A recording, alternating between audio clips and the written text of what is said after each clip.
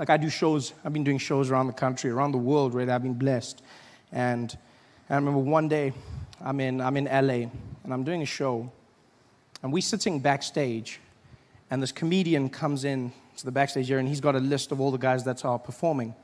And so he looks around, and he looks at the darkest guy in the corner, just the blackest guy he could find, and he goes, "Hey, yo, you the dude from Africa?" And the guy looks up, and he's like, "Nah, man, I'm from Detroit." He's like, "All right, my bad. Yo, okay, Detroit, yeah, you, okay, cool, LA, okay, cool. And then he looks at me for a second, does a quick calculation, and he's like, and then he looks and he goes, "Yo, where you from, man?" I said, I'm from South Africa. He's like, oh, you the dude?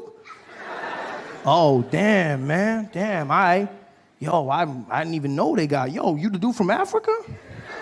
Man, I didn't even know they got light-skinned niggas out there, man. Damn, yo, that's the motherland, man.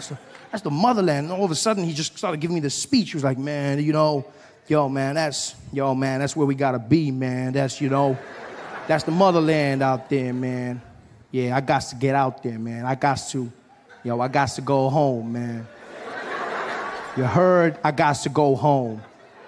Man, you tell them, all right? You tell them. You tell them I'm coming home, all right?" And I was like, "No, we're not waiting."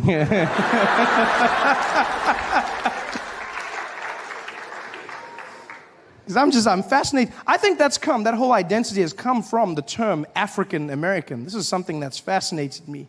It's the very loose term, African American.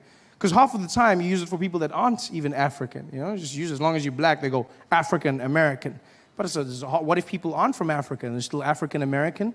There's people from the Caribbean, from Haiti, from Jamaica. They call it, African American. Guy's like, "No, man, I come from Jamaica. I know from Africa. I ain't never been there before, man." He's like, "You want to stay? African American, man." Yeah. The prefix to American has become as important as American itself. I thought it was just American, but it's not. No, it's very important. You have the prefix. You have African American. You have others like Latin or Mexican American. You have Asian American. You have the most interesting for me was Indian American, which I learned about during Thanksgiving. Indian American. And then I was told I'm no longer allowed to say this. He said, I now have to say Native American, which is redundant, is it not? Because if somebody's a native of the land they're still in, should you not then just call them American? How does that work?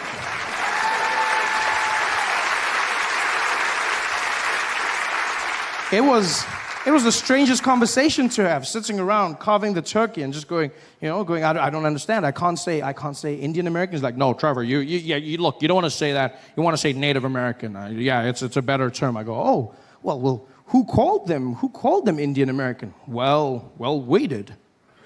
Oh, I see. And then who changed it? Well, we did. I see. And you guys feel bad, son? Yeah, much better. Much better. This is the craziest thing in the world, changing it, the prefix. And I don't mean to offend anyone. As Americans, I hope I see some guys looking at me like, okay, move on, guy, move on. Yeah. Because that's the one thing, because the one thing I noticed is white people in America, you never got the prefix. What happened there? You guys got left out? Oh, that's horrible. And it's a first. There's nothing? You guys don't get a prefix? No. Sir, you don't want one? No? Just American? No? Euro American? No? Although, to be honest, Europeans would be like, no, they are not from us, please. No. No culture, they are not European. So then I get Anglo from the British. Anglo-American, is that more? No, you don't want Anglo. I don't know, Anglo-colonial American, is that? Imperial American? Death Star American? No, I'm kidding.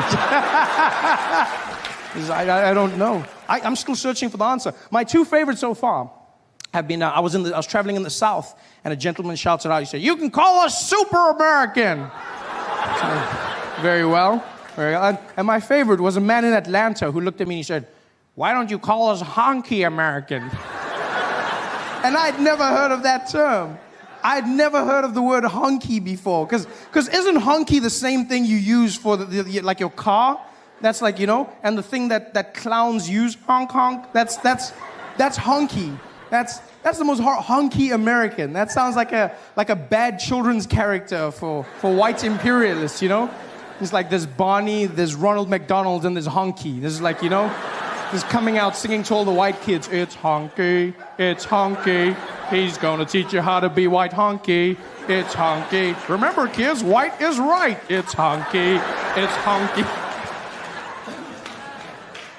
It's the craziest thing ever, honky. I really don't, please don't get offended. If you're American and you're offended, I really hope that I'm not offending you. I mean this because I am scared of you.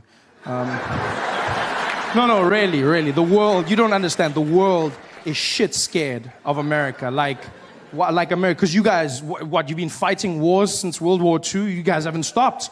Like America, no, it's true. America's just like the most badass. America's like that really buff guy on the beach, just like not messing around, just walking around.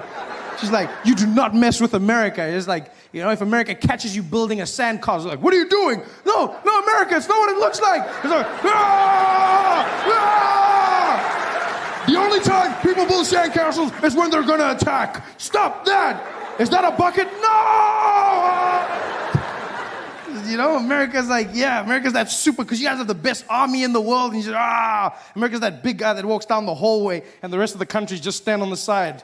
Just like, don't make eye contact, don't make eye contact, don't make eye contact, don't make eye contact. And as America walks past, like, America's like, what was that? What was that?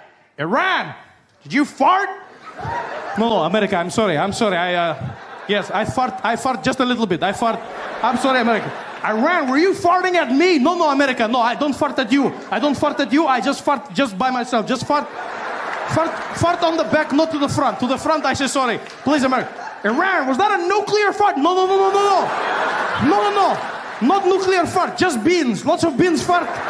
Beans. No nuclear, America. Please. I'm gonna come in there. No, don't come in, America, please. Just fart. I'm sorry. Hey there, thanks for watching. Now, all I need you to do is click on that little circle on your screen. Yeah, that one. Oh, yeah, just like that. Hold on. Yeah, click. Yeah, I grew up in this family, and we couldn't live together. I could live with my mom, but my dad obviously couldn't live with us because it was illegal. And people would be racist to us all the time. But I was really lucky growing up because my mom is probably the most gangster human being you'll ever meet in your life. Right? Nothing got to her. Nothing fazed her. And I remember one day in particular, we were walking through the streets together, and some guy across the road shouted something really mean at us. And I was about 4 or 5 years old. And I turned and I looked at my mom and I said, Mommy, what do we do if people do the racism to us? And my mom said, oh, baby, you know what we do if somebody's racist? We take that racism of theirs and we shake it up with the love of Jesus. And then we send it back. And I was like, what? And I was like, this lady's crazy.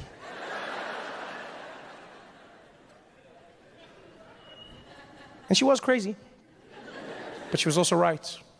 Yeah. I didn't even realize how right my mother was until decades later, which I feel is what always happens with your parents, right? They're crazy, and then you get to their age, and you're like, oh, that's what it means.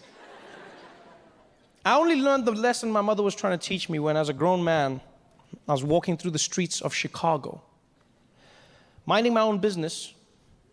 Some guy drove by in a pickup truck and called me the N-word. And I'm not gonna lie, I was disappointed. Mostly because he was driving a pickup truck. Yeah, I just felt like that was an unnecessary stereotype that he didn't need to perpetuate. You know? I feel like if you're gonna be racist, do something different. You know? Think outside the box. Drive a Prius.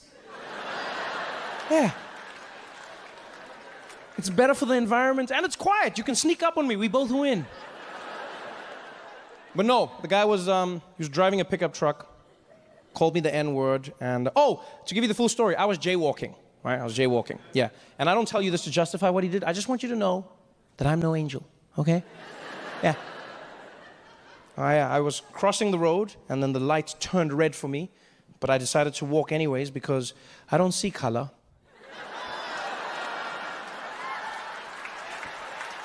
And this man was so offended by what I had done that he drove his truck around me, rolled the window down, looked me dead in the eye, and he was like, "Get out of the road, n***er!" Oh, and you could see he wanted to hurt me. We locked eyes, and I could see in that moment he was waiting for me to be like, "No."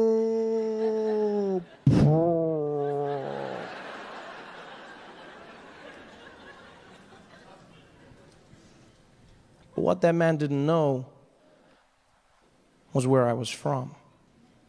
More importantly, who he didn't know was my mother. Because he thought it was just going to be a regular racist day. He thought he was going to drive by, throw the N-word out the window, carry on with his life. He didn't realize that that was the son of Patricia stepping into the road.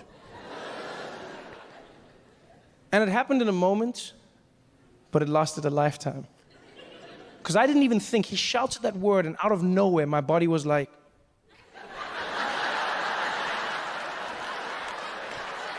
I was like, oh shit, this is it!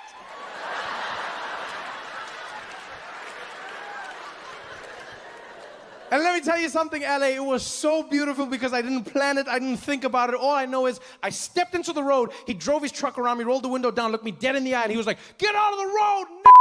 And I turned and I was like, "You're my n***!"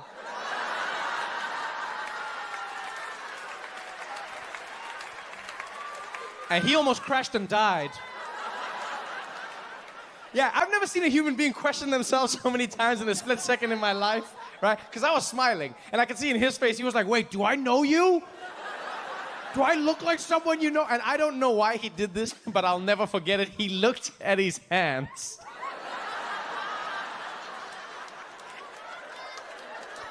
He looked at his hands like they'd somehow magically turned black, like I had cursed him with a bomb. I don't even know what he was thinking.